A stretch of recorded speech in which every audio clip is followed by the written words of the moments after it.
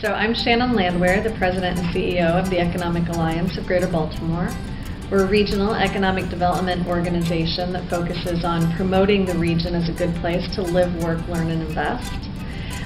We're the only regional economic development organization that actually brings government to the table. So we're a partnership of industry, education, and government. We have elected officials who sit on our board, but obviously with industry and education representatives as well. We're able to really have some very in-depth discussions about what economic development is for the region, various projects and initiatives, and really have all the right voices that represent the overall region together to talk about those various initiatives on behalf of Greater Baltimore. Greater Baltimore for us means the entire Baltimore region, which is Baltimore City and the 6 surrounding counties. So we represent up to Cecil, down to Howard and Anne Arundel, Carroll, and everything in between.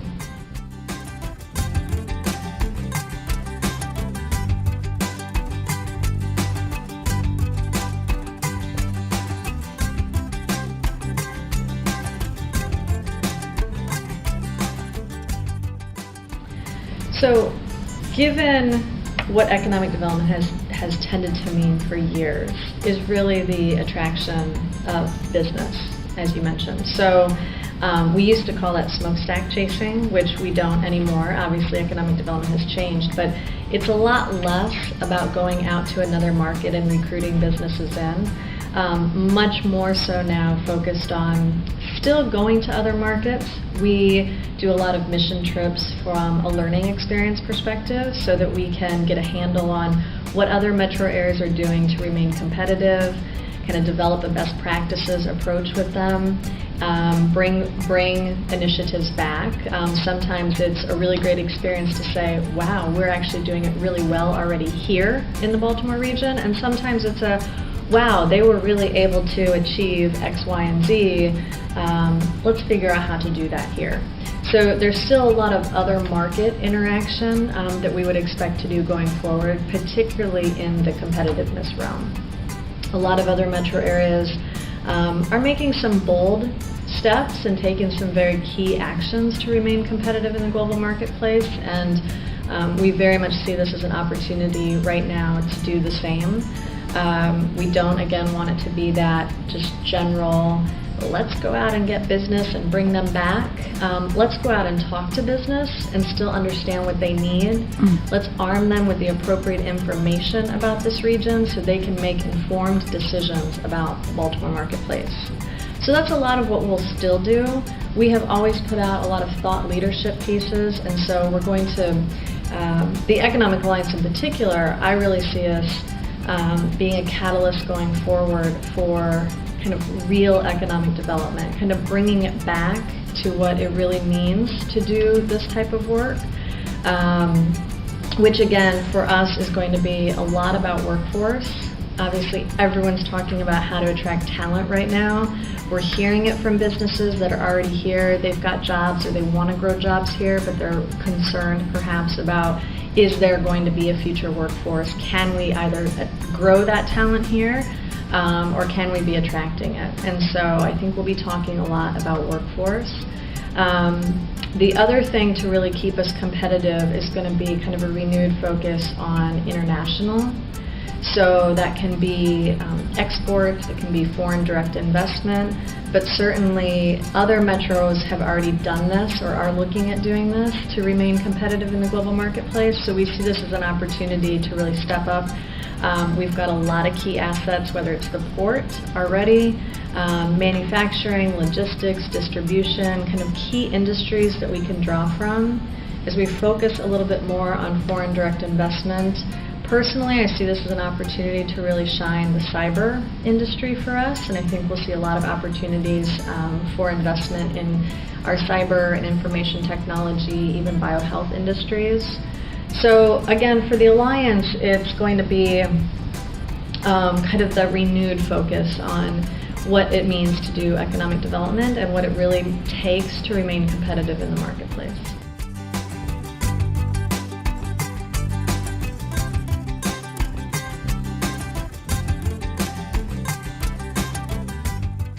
So where are they not? You know, it might seem funny to say that, but we get asked a lot, what is Baltimore's thing? You know, Silicon Valley has this, or Austin has this, Boston has that. What is Baltimore's? And one of the really unique components about Baltimore is our diverse industry base. So we have this great start of saying, well, we're pretty strong in a lot of things, and that people could argue as sometimes a con to the market, but I see it as a real strength for us because we're able to diversify across a lot of different industry strengths. So a few key, obviously cyber, we know that, we've talked about that for years, but I'm not sure still that the rest of the world is talking about it in the way that they should. The strengths there are really in Howard and Anne Arundel County. Obviously Fort Meade is a huge driver of that, and the NSA and the U.S. Cyber Command that's there. But beyond that, we're also seeing a pretty great concentration of it throughout the Baltimore City, Baltimore County areas. Biohealth IT has been kind of a renewed industry for us and growing. That has a lot of strength in Baltimore City. That's one that definitely extends into the DC market because there's a lot in Montgomery County. The Economic Alliance has done a really strong partnership with Biohealth Innovation, which is in Montgomery County, so we're pretty focused on those types of initiatives.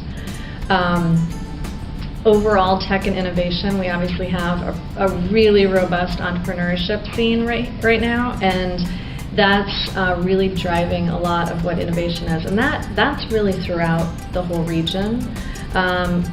Finance has been traditionally pretty strong in Baltimore City, and we're starting to see more growth in finance again. Manufacturing, we talk a lot about, and we're very strong in it. I think that's going to be one, too, that we'll see a renewed focus on for the region. Right now, we see a lot of it in Carroll County and Harford County, but as additive manufacturing grows, so 3D printing and everything that you can do with that, that's starting to develop more along the I-95 corridor, so it's pretty strong throughout Harford and Cecil counties.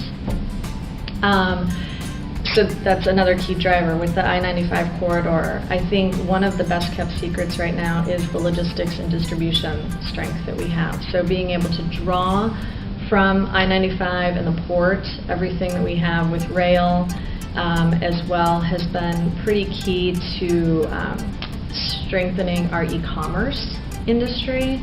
So with FedEx at TradePoint Atlantic and everything that CSX is able to deliver, that's something that we hear a lot more interest in when we're out in the market talking with other companies, is what can Baltimore give us in that sense? So I think that'll be one of the key areas for us in the future.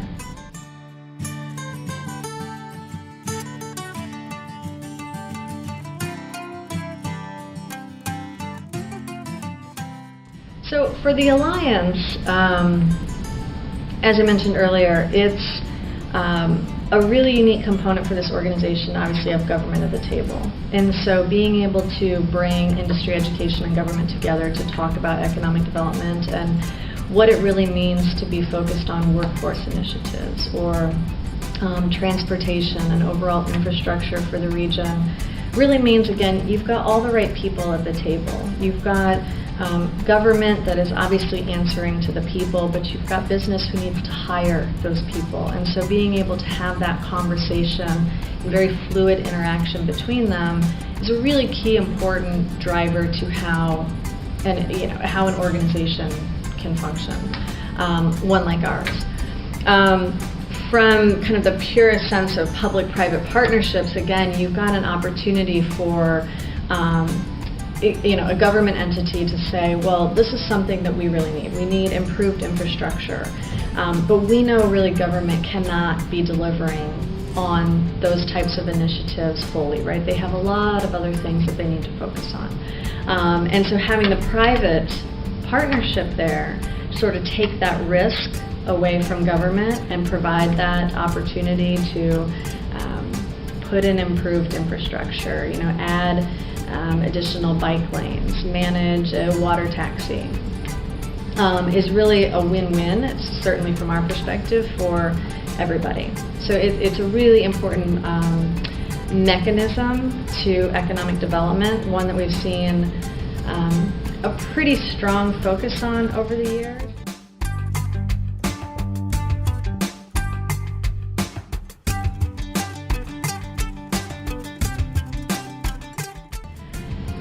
So that was, first of all, it was really interesting and fabulous experience. When you are embedded in an organization that's making decisions about where to grow a workforce, you're obviously seeing frontline what it is that they're making those decisions on. And so when we are looking at what we can do in the region to promote, if you will, our cost, our infrastructure, our location, our overall workforce, these are the factors that we know are going directly into that decision-making process for a company. All the while, you obviously want a region that is promotable to an employee as well. And so you also need to be thinking about not just what is going to impact the business, but also what's going to impact the employee. So focusing on the overall environment for an employee, you'll often hear maybe a business say, well, we have other options. We can be in X location in rural Mississippi. Mm-hmm. No offense, Mississippi. And you say, okay, sure, from a cost perspective, that might make sense to your bottom line, but are you really going to attract workforce? Or what is your capacity to actually reach that location, right? You have to fly to a city 3 hours away and then drive, or fly and take having there be some connectivity to your overall business. So we know that there are really important overall drivers that are impacting that business decision-making process that really feed into how we can focus on our regional efforts to really make it a place that both business and the employee, and frankly even an investor anymore, wants to be putting their efforts as well.